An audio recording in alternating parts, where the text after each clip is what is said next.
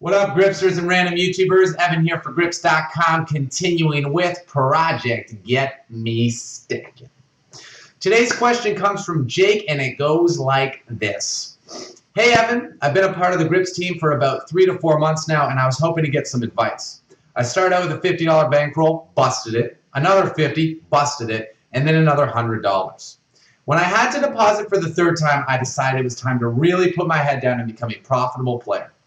After watching all the training videos on your YouTube page, I went on to buy Kill Phil, Kill Everyone, and The Razor's Edge. And having read and taken heaps of notes on the first 2 books, I felt like I was ready to become a good, well-rounded tournament player. Starting with the 180-man $1 hypers and then moving on to 250 turbos, I managed to build my bankroll to over $400. However, over the past 2 weeks or so, my bankroll has depleted almost $200. And over 80 of these tournaments, I've min-cashed 10 times and seen one final table. I guess my question is 80 buy-ins a normal downswing? Am I just unlucky? Or is it more likely that there are a lot of leaks in my game? I know that I still have a lot to learn, and I have a lot more poker books on the way, and a lot more hands to play. But at the moment, the emotions are getting the better of me. Any advice would be really helpful.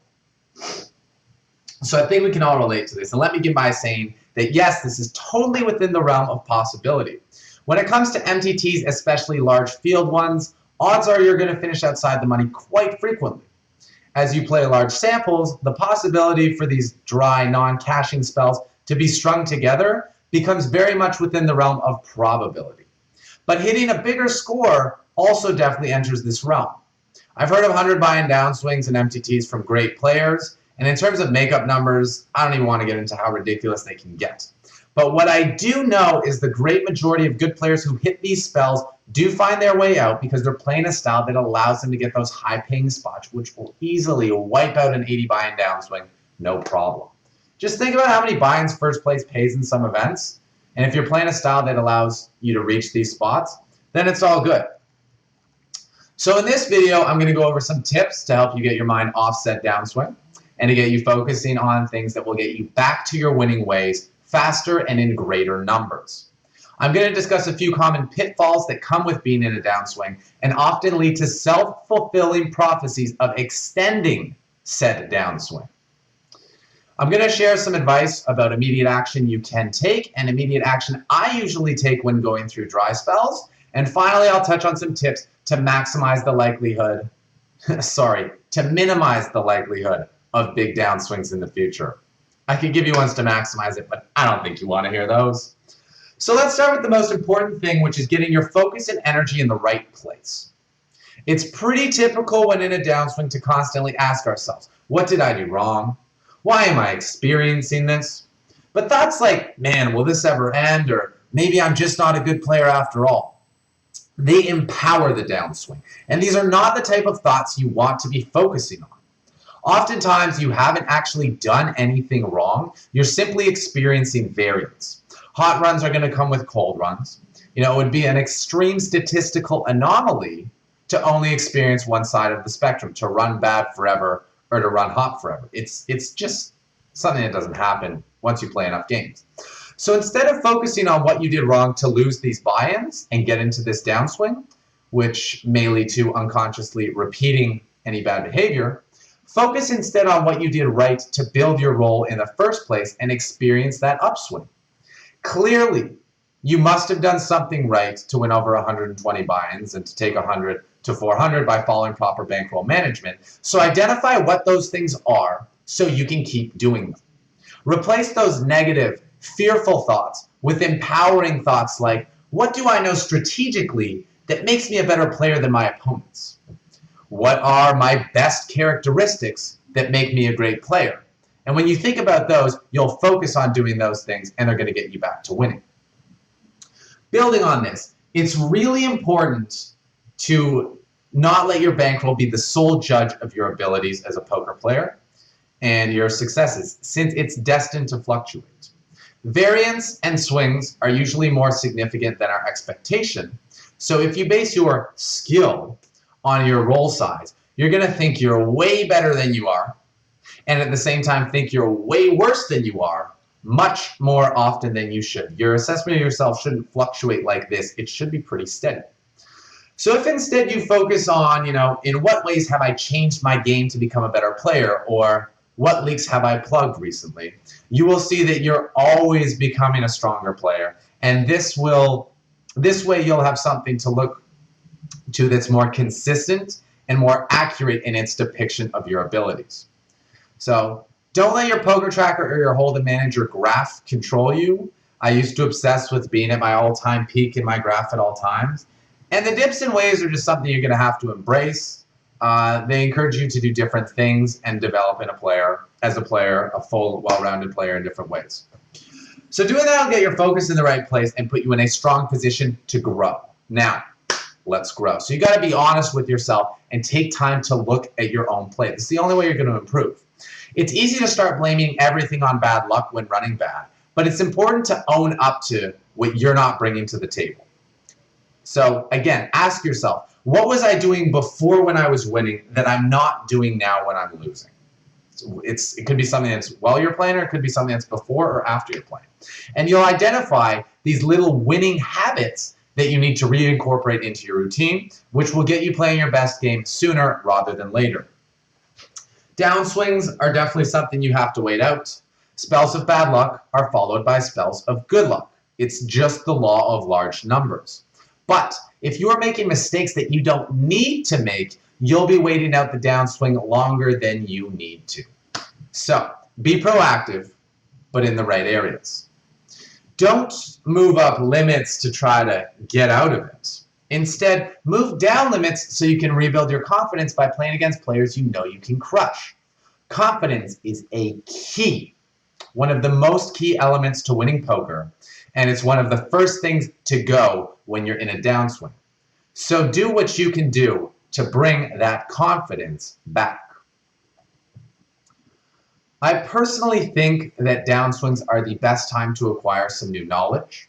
I'm personally in a bit of a swung myself, so I went out and ordered 10 new poker books. I attended a couple of webinars, and after putting in quality time just working on my game, not playing, just working, and not feeling the need to, I got to be playing all the time, I got to be doing this all the time, just putting in a quality effort, a focused effort, not a distracted effort.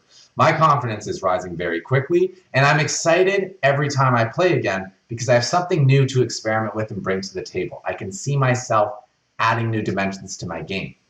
So learning new things, adding new skills, it brings your love for the game back because it reminds you, you are a student of the game. You're not just some gambling addict looking for a fix. Where can I make the next easy buck? Now, this isn't for everyone. If all you've done is poker, poker, poker, the last thing you need to do right now is more poker. So by all means, get yourself a new book, but tell yourself, I'm not going to crack this book open until I've handled X and Y. X and Y. Okay, X is taking care of yourself, taking care of your spirit, and rewarding yourself for the hard work you put in. My favorite thing to do when I'm in a downswing, ironically, is to go buy myself a present. I'd rather shop when I'm losing than winning. Because making numbers grow on a screen, your bank, well, that's great, but my soul doesn't understand that. Heck, my mind only gets half of it. But when I get myself a physical good, something real, something my entire being can enjoy, that's the easiest way to remotivate myself. Because it's like, oh, right, this is why I play. This is why I put in work, so I can get these things. I can acquire these things, these experiences that I really want, not just get more numbers. So buy yourself a present, go out for dinner, get a massage, plan a vacation, whatever floats your boat. But make sure you reward yourself for the hard work you've done and the improvements you've made by getting yourself something that has nothing to do with poker, but just something that'll make you happy.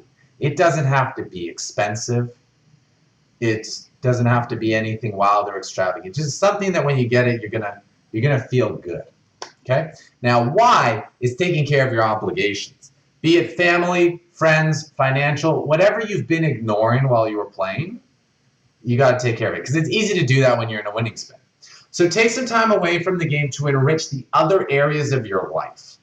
This will benefit you in that you won't have anything else on your mind when you come to play, and a clear head is key. And most importantly, trust me, when you spend time with family and friends, you're just going to feel good doing it. And when you enjoy these little things in life, the ones that really matter, things like downswings, they don't seem like such a big deal anymore because you have so much else to be happy about. You're like, oh yeah, well, I lost some money, but I still have all these great people in my life, so it's not so bad. I can always make more money later. And you get that downswing off your mind, which will get you back to thinking in the positive spiral kind of way. So take care of X and Y, and then get back to your game when you feel fresh, when you've allowed yourself to relax, recover, refuel those stores, so the emotion's out of it, so you just feel fine. Now, some tips for when you get back to playing to speed up the process of getting out of the downswing, or getting back to winning. Start with lower limits. You'll win more consistently and rebuild confidence. Consider playing in smaller field tournaments, even single table tournaments, as you'll cash more often and experience shorter dry spells. And if you play turbos, as you mentioned, consider playing slower speed tournaments, as this will also lead to decreased variance. You'll get to experience more of your edge. The best thing you can do, of course, is to allocate time to review your game so you can actually see if there's something you're doing wrong. For those of you who don't know how to do that, for tournaments, programs like ICMIs or Hold'em Resources are great for that. And for cash games, spending time with the Leak Buster feature and Poker Tracker should be more than enough to bring light to what you've been hiding from yourself, because no one wants to admit the mistakes that they make. But a computer program, that thing's not going to lie to you. It's going to tell you the truth. So I'll put a link in the description for those. And yeah, reviewing allows you to use the logical side of your brain and be more objective, whereas when you're playing, the emotional side of the brain is active, and it's harder to build new habits and feel unattached from outcomes and stay away from, the behaviors that we naturally do. So if you want to know if you're actually just running bad, or if indeed you're playing bad, or could make some changes, just allocate some time to look over your game and tell yourself, today I study so that tomorrow I can play a better game. I don't need to play today because I only play when I feel my best, my confidence is high, and my expectation follows along. This is how you really separate yourself from the gambler and see yourself as the student. So don't worry and just stay confident. Variance is a real bitch in MTTs, but it's just another part of the game. It comes with the territory. If you've built your roll up once, you can build it up again. Those skills you developed are still there. You just need to do some small things to turn them back on and bring them back to the forefront. So treat yourself, dude. You made some money. Take out $50, treat yourself. Take care of yourself and take care of your obligations. Invest in your game, and I promise that your luck will do the same. It's been Evan for Grips.com. Merry Christmas. Happy holidays. Take what you learned. Go out there and get stacking. Yeah, we get it stacking. Grips.com.